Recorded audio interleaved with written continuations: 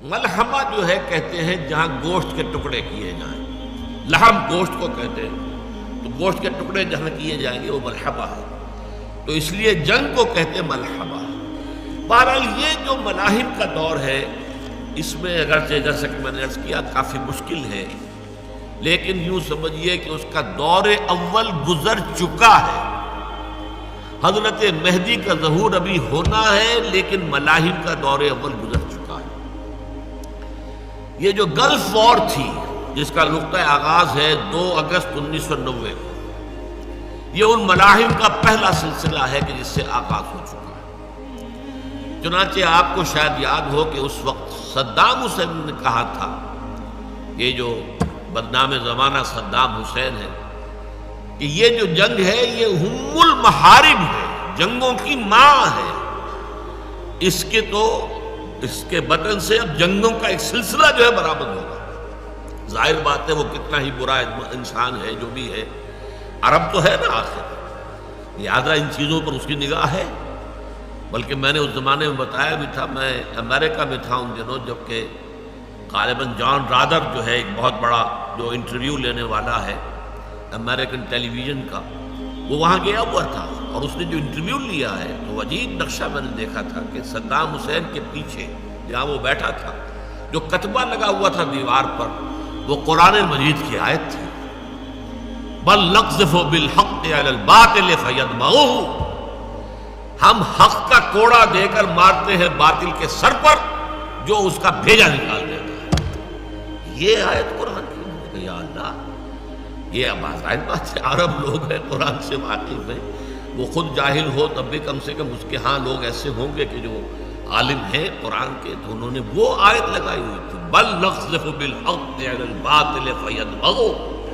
ہم حق کا کوڑا باطل کے سر پر ماریں گے تو وہ اس کا دماغ نکال کر، بیٹا نکال کر باہر پھینک دے گا۔ بہرحال اس نے کہا تھا یہ ام المحارب ہے۔ نوٹ کیجئے اس جنگ کا ذکر جو ہے احادیث میں کس طرح کی شکل میں آیا ہے۔ ان ابی کعب رضی اللہ تعالی عنہ قال انی سمعت رسول اللہ صلی اللہ علیہ وسلم یقول یوشک الفرات ان یحسر عن جبل من ذهب فاذا سمع به الناس ساروا الیہ فیقول من عنده لو ترکنا الناس یاخذون منه لیذهبن به كله فیقتتلون علیہ فیقتل من کل 199۔ یہ صحیح مسلم کی روایت ہے کتاب الفطر سے، کہ فرات سے مراد یہاں پر ہے ملک عراق۔ عراق میں سونے کا ایک پہاڑ ظاہر ہو جائے گا۔ یہ سونا، سیال سونا، یہ پیٹرول، اور عراق میں بہت بڑے بڑے ذخیرے اس کے موجود ہیں۔ اس پر ساری جنگ ہوئی ہے۔ آپ کو معلوم ہوگا، یاد ہوگا کہ کویت نے، یہ عراق کا الزام یہ تھا کہ کویت نے سلانٹ ڈرلنگ کے ذریعے سے ہمارے علاقے سے تیل کھینچنا شروع کر دیا، اور جو ایمبیسیڈر امریکن تھی گلاسپائی، اس وقت عورت تھی، اس نے یہ کہا کہ ٹھیک ہے، آپ کا سرحدی جھگڑا ہے کویت کے ساتھ، آپ جیسے چاہے طے کریں، ہم اس میں دخل نہیں دیں گے۔ بس یہ دام تھا جس میں یہ صدام آ گیا، یہ در حقیقت جال تھا اس کے لیے جو پھیلایا گیا تھا، اس کی قوت کو کچلنا مقصود تھا۔ اس نے اسی بھروسے پر کہ امریکہ نے تو مجھے گویا کہ گرین سگنل دے دیا کہ we have nothing to do with it, یہ آپ کا بارڈر ڈسپیوٹ ہے، گو ہیڈ، لہذا وہ اس جال میں پھنس گیا، اور پھر جو اس کا تہس نہس ہوا ہے وہ آپ کو معلوم ہے۔ لیکن فیصلہ یہی تھا، معاملہ اصل یہی تھا، جھگڑا یہی تھا، تیل کے اوپر جنگ ہوئی ہے۔ اور یہاں بھی یہ فرمایا گیا ہے کہ ہر 100 میں سے 99 مارے گئے۔ تو واقعہ یہ ہے کہ جب ان فوجوں کی واپسی ہو رہی تھی کویت سے، تو آپ نے وہ دیکھا ہوگا ٹیلی ویژن میں بھی سین، کہ پوری سڑک جو ہے کویت سے لے کر آ کے بغداد تک جو ہے اسے قبرستان بنا دیا گیا۔ تمام ٹینک، تمام لاریاں، تمام ٹرک، تمام کاریں جس طریقے سے وہ تہس نہس کی گئی ہیں، ایک ایک شخص مرا ہے۔ ان میں سے میں سمجھتا ہوں کہ حدیث کے یہ الفاظ بالکل درست ہیں کہ 99% لوگ مارے گئے۔ اصل بھرکس جو نکلا ہے در حقیقت، کیونکہ جب وہ اپنی فوجوں کو واپس لے کر چلا ہے کویت سے، تو ابھی اگر واپس لے کے چلے جاتے تو ظاہر بات ہے کہ اس کی قوت تو انٹیکٹ رہ جاتی، حالانکہ جھگڑا تو ختم ہو گیا تھا، اگر اس نے کویت پر قبضہ کیا تھا وہ کویت کا قبضہ چھوڑ کر جا رہا تھا۔ اب اگر جنگ کی گئی تھی کویت کو آزاد کرانے کے لیے تو اب اس کے اوپر بمباری کرنے کا جواز تو نہیں رہا تھا۔ لیکن اب یہی بات تھی کہ چونکہ اصل مقصد یہ تھا کہ تمام عرب ممالک میں سے وہ واحد ملک ہے کہ جس کے ایٹمی بن جانے کا اندیشہ تھا، اس کی ایٹمک جو ہے تنصیبات کے اوپر کئی سال پہلے حملہ کر کے ان کو تہس نہس کیا جا چکا تھا، اور اب چونکہ تھا کہ ویپنز آف ماس ڈسٹرکشن یہ تیار کر رہا ہے، لہذا اس کو تہس نہس کرنا تھا اسرائیل کے تحفظ کے لیے۔ شارلز کرافٹ نے بعد میں کہہ بھی دیا تھا کہ ہم نے یہ جنگ جو ہے اسرائیل کی حفاظت کے لیے لڑی ہے۔ تو یہ اس جنگ کا ذکر موجود ہے اس کے اندر۔ اس طرح دوسری روایت جو ہے یہ سنن ابی داؤد کی ہے، عن ذی مخبر رضی اللہ تعالی عنہ قال سمعت رسول اللہ صلی اللہ علیہ وسلم ستصالحون الروم صلحا آمنا فتغزون انتم وهم عدوا من ورائكم فتنصرون وتغنمون وتسلمون ثم ترجعون حتى تنزلوا بمرج ذی طلول۔ حضور نے فرمایا صلی اللہ علیہ وسلم، جو مخبر کہہ رہے ہیں کہ میں نے سنا حضور کو کہتے ہوئے کہ اب یہاں تم سے مراد کیا ہے، تم صلح کرو گے روم کے ساتھ، جو ایک پرامن صلح ہوگی۔ ایک صلح ہوتی ہے جنگ کے بعد، ایک پیکٹس ہوتے ہیں آپس میں، معاہدے ہو جاتے ہیں ڈیفنس کے، صلحن آمنا۔ تو تم معاملہ کرو گے رومیوں کے ساتھ، گویا کہ عربوں سے کہا جا رہا ہے۔ یہ آج کا سعودی عرب اور جو اس کا اتحاد ہے امریکہ کے ساتھ، کہ اس کے گویا کہ جھولی میں بیٹھا ہوا ہے، اس کی جیب کے اندر رکھا ہوا ہے، اس کی طرف اشارہ ہے۔ اور تم مل کر دشمن کے ساتھ، تم بھی اور روم بھی، تم مل کر اپنے پیچھے کے ایک دشمن کے ساتھ مقابلہ کرو گے۔ اب آپ نوٹ کیجئے، مسجد نبوی میں حضور جب خطبہ دیتے تھے تو صحابہ سامنے بیٹھے ہوتے تھے، ان کا رخ جنوب کی طرف ہوتا تھا، اس لیے قبلہ جنوب میں ہے، ان کے پیچھے شمال ہے اور عرب کے شمال میں عراق ہے۔ تو ایک دشمن کا تم جو ہے تمہارے ساتھ جنگ ہوگی۔ آپ کو معلوم ہے تقریباً تمام عرب ممالک بھی شامل تھے، 30 ملکوں کی فوج جو ہے وہ اس جنگ خلیج کے اندر آئی ہے، تقریباً 3 لاکھ افراد آئے۔ وہ ہوائی جہاز اور میزائل اور یہ اور وہ کس طرح کے بمبرز آئے ہیں، اس کا جو جن کی شکلیں پہلی مرتبہ لوگوں نے دیکھی تھی ٹیلی ویژن کے اوپر، جن کا ابھی کسی کو پتہ ہی نہیں تھا۔ پیٹریوٹ میزائل جو دے دیے گئے تھے اسرائیل کو، اس کا پہلے اس سے ذکر ہی کسی کو معلوم نہیں تھا کہ پیٹریوٹ نام کی کوئی میزائل بھی موجود ہے، جو کسی آنے والے میزائل کو خلا کے اندر ہی ختم کر دیتا ہے، فضا کے اندر۔ اب تو خیر خلا کی بات ہو رہی ہے کہ انٹر بیلسٹک میزائلز جو ہیں،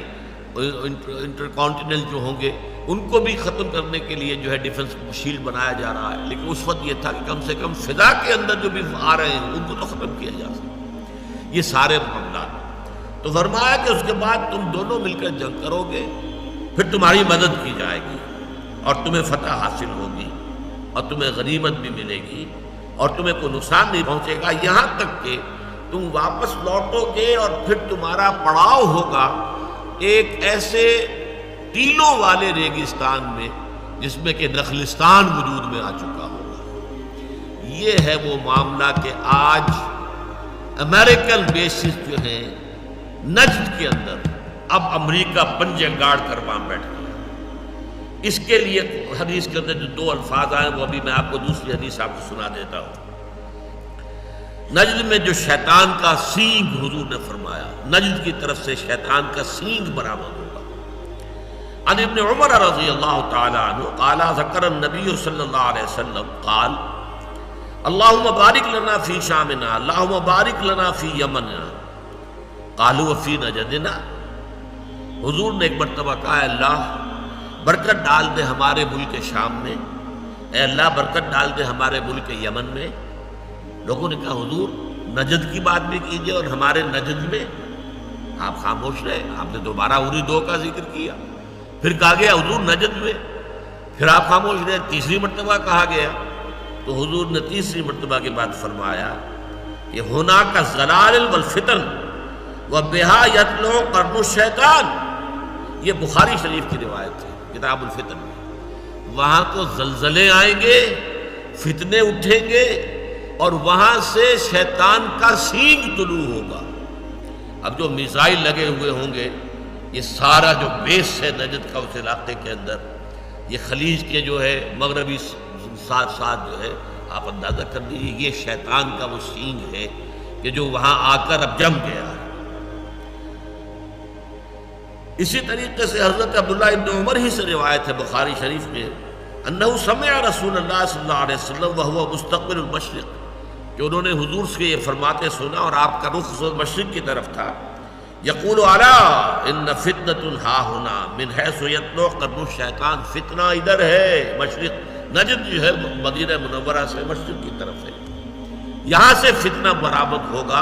اور یہاں پر سے شیطان کا سین جو ہے وہ برآمد ہوگا۔ بہرحال یہ جنگ جو ہے جس طریقے سے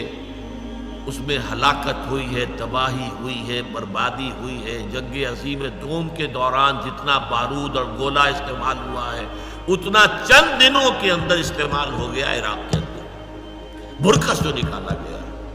اب اس کا ذکر جو ہے وہ احادیث کے میں اب نہیں جا سکتا زیادہ تفصیل میں، بلکہ یہ کہ میں تو نوٹ کر کے لایا تھا کہ یوحنا جو حواری تھے حضرت مسیح علیہ السلام کے، ان کے جو مکاشفات ہیں، جو revelations, book of revelations of Jones revelations, یہ آخری باب ہے انجیل کا، تورات کا، یوں سمجھیے ٹیسٹمنٹ، اولڈ ٹیسٹمنٹ اور نیو ٹیسٹمنٹ، تو نیو ٹیسٹمنٹ کا آخری باب یہ ہے، اس میں جو نقشہ کھینچا گیا ہے تو واقعہ یہ ہے کہ میں اچھا ہے آپ کی دلچسپی کے لیے پڑھ کے سنا دوں کہ وہاں جو ان کے مکاشفے کے اندر آیا کہ جو تباہی ہونے والی ہے، اور مجھے اس رویا میں گھوڑے اور ان کے ایسے سوار نظر آئے جن کے بختر آگ اور سنبل اور گندھک کے سے تھے، اور ان گھوڑوں کے سر ببر کے شیر ببر کی طرح تھے، اور ان کے منہ سے آگ اور دھواں اور گندھک نکلتی تھی۔ اب ظاہر بات ہے کہ اس زمانے میں یہ ٹینک